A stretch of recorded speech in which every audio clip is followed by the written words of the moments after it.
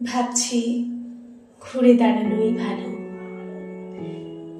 এত কালো মেখেছি দু হাতে, এত কাল ধরে, কখনো তোমার করে তোমাকে ভাবিনি।